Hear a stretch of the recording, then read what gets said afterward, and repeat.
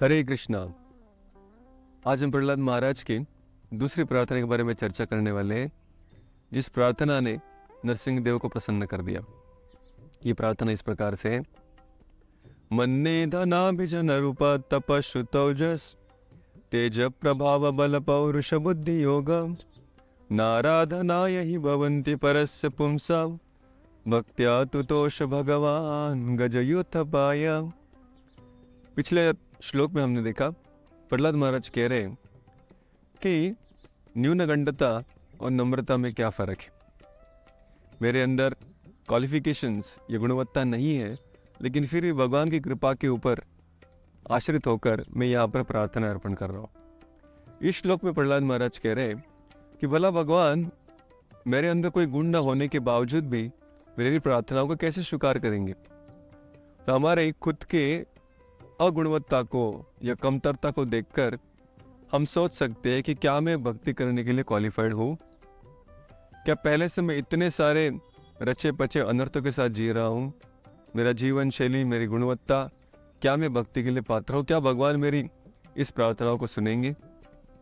प्रहलाद महाराज यहाँ पर लिख रहे हैं, मेरे अंदर भौतिक दृष्टि से देखा जाए, बाह्य दृष्टि से देखा जाए तो कोई भी गुणवत्ता नहीं है। मन्ने धन अभिजन रूप तप श्रुत ओजस तेज प्रभाव बल पौरुष, ये सारे जो गुण है, संपत्ति हो, धन हो, बल हो, सत्ता हो, बुद्धिमत्ता हो, ये सारे कोई भी गुण मेरे पास नहीं है। लेकिन फिर भी वो कह रहे हैं, फिर भी भगवान के पास जाने के लिए तैयार हूँ। मुझे विश्वास है कि भगवान मुझे स्वीकार करेंगे। क्यों? भक्त्या तुतोष भगवान, क्योंकि जो भगवान है ये भक्ति के द्वारा ही संतुष्ट होते हैं। गजयुथपाय, अरे गजेंद्र के पास क्या गुणवत्ता थी। वो तो एक हाथी था, एक पशु योनि में था, जंगल में जी रहा था, ना कोई बुद्धि थी ना कोई प्रार्थनाएं थी।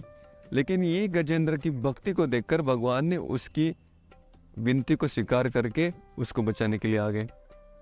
तो प्रहलाद महाराज यहाँ पर बहुत सुंदर एक हमें सीख दे रहे कि जो प्रेम होता है, जो सच्चा प्रेम होता है, वो अंधा होता है। जब मैं कह रहा हूँ प्रेम अंधा होता है, इसका मतलब जब सच्चा प्रेम जहाँ पर होता है वहाँ पर व्यक्ति के गुणवत्ता और अगुणवत्ताओं का विचार नहीं किया जाता। उसका सिर्फ हृदय में जो हमारे प्रति प्रेम है उसके बारे में हमें ख्याल करना चाहिए। साधारण समाज में भी हम देखते हैं, जब किसी के हृदय में अगर अपने माँ को अगर अपने बच्चे के प्रति प्रेम है तो बच्चा भले ही बहुत IQ वाला हो या नहीं हो, काला हो या गोरा हो, बहुत पढ़ने में अच्छा हो या नहीं हो, शरीर से बहुत सुदृढ़ हो या अपंग हो, बुद्धिमत्ता से बहुत आगे हो या अपाहिज हो, लेकिन बच्चा कैसे भी हो, जो माँ है उस माँ का अपने बच्चे के प्रति जो प्रेम है वो कम नहीं होता। क्योंकि प्रेम का जो रिश्ता है ये बाह्य गुणवत्ता के ऊपर आधारित नहीं है। भगवान श्री कृष्ण का एक नाम निमित्त लोचन है और दूसरा नाम अनिमित्त लोचन है। निमित्त लोचन मतलब वो भगवान जिनकी आंखें हमेशा बंद रहती है, और अनिमित्त लोचन मतलब जिनकी आंखें हमेशा खुली रहती है। भगवान श्री विष्णु को जब हम शेष नाग पर लेटे हुए देखते हैं तो वहां पर भगवान की आंखें हमेशा बंद रहती हैं, और वही जगन्नाथ, इनकी आंखें इतनी खुली है कि उनकी दृष्टि से कोई बच नहीं सकता। अच्छा, एक ही भगवान की आंखें एक ही समय बंद और खुली कैसे हो सकती है बोला? तो शास्त्र बताते हैं भगवान की आंखें निमित्त लोचन बंद है जब हम भगवान के सामने आते हैं अपनी प्रार्थनाओं को लेकर, अपनी विनती को लेकर। भगवान हमारे अंदर बहुत सारी अयोग्यताएं देखते हैं। जन्म जन्मांतर से व्यक्ति वादा कर रहा है, प्रयास कर रहा है, लेकिन आगे बढ़ नहीं पा रहा है, बार बार अनर्थों को ही सिंचन कर रहा है। तो ऐसे हमारे अगुणवत्ता को देखकर, कमतरता को देखकर भगवान अपनी आंखें बंद कर लेते हैं। और भगवान का दूसरा नाम है अनिमित्त लोचन, मतलब हम भगवान के सामने जो छोटी सी सिंसेरिटी, छोटी सी गंभीरता या प्रामाणिकता के साथ जो भगवान के सामने खड़े हैं, हमारी उस प्रामाणिक इच्छा को भगवान कभी भी अनदेखा नहीं करते, भले ही वो प्रामाणिक इच्छा कितनी भी छोटी क्यों ना हो। पूतना नाम की राक्षसी वृंदावन में आई थी भगवान को मारने के लिए, और भगवान को जो कालकूट विश्व पिलाना चाहती थी अपने स्तनों पर लगा कर आई थी। लेकिन जब भगवान के सामने आई तो भगवान का सुंदर मुखमंडल देखकर, उनकी सुंदरता देखकर, उनकी मासूमियत को देखकर पूतना के मन में एक क्षण भर के लिए भगवान के प्रति वात्सल्यता जागृत हुई।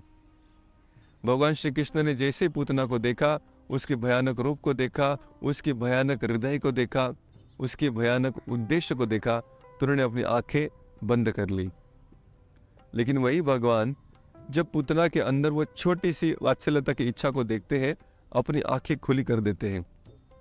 कहने का मतलब, पूतना का भगवान ने वध तो किया, लेकिन उसी पूतना की उस छोटी सी प्रामाणिक इच्छा को देखकर भगवान ने पूतना को अपने धाम में एक धात्री का स्थान दे दिया। तो प्रहलाद महाराज कह रहे हैं, भगवान का अपने भक्तों के प्रति जो प्रेम है वो अंधा है। ये उसके बाह्य गुणों को नहीं देखते, लेकिन इसके अंदर जो प्रामाणिक इच्छा है सुधरने की, भगवान की भक्ति करने की, साधना करने की, इस गुणवत्ता को देखकर भगवान उसे स्वीकार करते हैं। गीता में भगवान कहते हैं, अपि चेत् सुदुराचारो भजते माम अनन्य भाग साधुरेव समन्तव्य सम्यक विवसितो हि सह। भगवान करे, जब मेरे सामने कोई व्यक्ति होता है और उसमें मैं देखता हूँ कि बाह्य रूप से वो बहुत पीड़ित है, बहुत दुराचारी है और उसके अंदर कोई गुण नहीं है, सदाचार की गुण नहीं है, असदाचारी है, लेकिन भगवान कहते अगर ऐसा व्यक्ति कम से कम प्रामाणिक दृष्टि से मेरी शरण ग्रहण करने का प्रयास कर रहा हो, तो कुछ ही समय की बात है, ये सारे अनर्थ, ये सारे दुराचार उसके हृदय से नष्ट हो जाएंगे। इसलिए इस व्यक्ति को, जब उसके हृदय में अभी भी दुराचार हो भी, फिर भी उसे मैं साधु ही समझता हूँ। ये भगवान की असीम कृपा है, ये हमें स्वीकार करने में वो इस प्रकार के दृष्टिकोण का अपनाते हैं। तो आइए प्रहलाद महाराज की इस प्रार्थना से प्रेरित होकर हम भी उस भगवान के शरणागत होने का प्रयास करें। बहुत बहुत धन्यवाद। हरे कृष्णा।